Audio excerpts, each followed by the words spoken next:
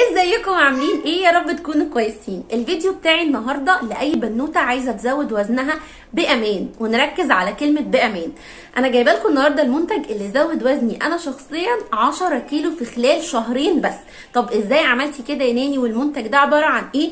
هو عسل ام مكه، عباره عن عسل مخلوط باعشاب طبيعيه، مفيش منه اي ضرر تماما، ولا على الاطفال ولا على الحوامل ولا على المرضعات. يعني منتج امن تماما، ما فيهوش اي ماده مضره لاي حد.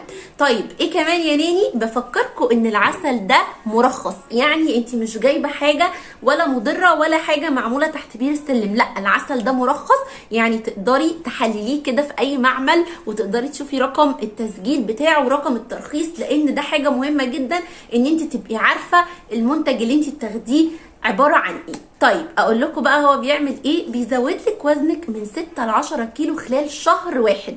طيب ايه ده؟ ايه كمان يا ناني بيعمل ايه؟ بيعالج الانيميا، بيعالج عسر الهضم، لو كنت عندك الحرق عالي بيعالج ده كمان. وبرده بفكرك ان هو امن على الاطفال، امن على الحوامل، وامن على المرضعات، اللي هو اكتر حد بنبقى خايفين عليهم هما الثلاثه دول.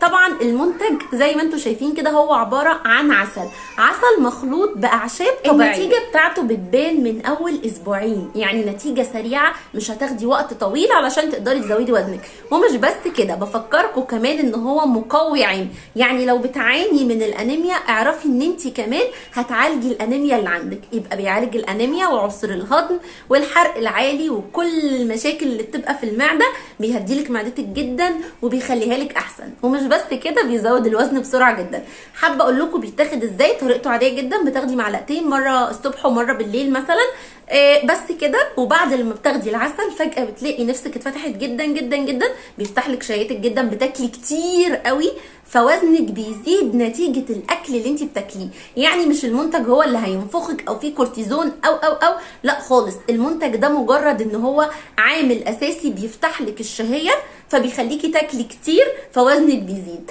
عايزه اقول لكم ان هو حلو جدا، انا موقفاه من شهر واحد، يعني بقالي اهو 6 شهور بطلت اخده، ووزني ثابت زي ما هو، ما خسيتش ولا اي حاجه. فبقول لكم بجد ان اي حد عايز يزود وزنه لازم يجرب عسل ام مكه، وهيعجبكم جدا جدا، وهتشوفوا ريفيوهات ناس كتير قوي جربوه والنتيجه كانت حلوه، وانا اكبر دليل قدامكم اهو.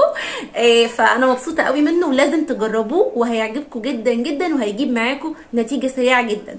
باي باي.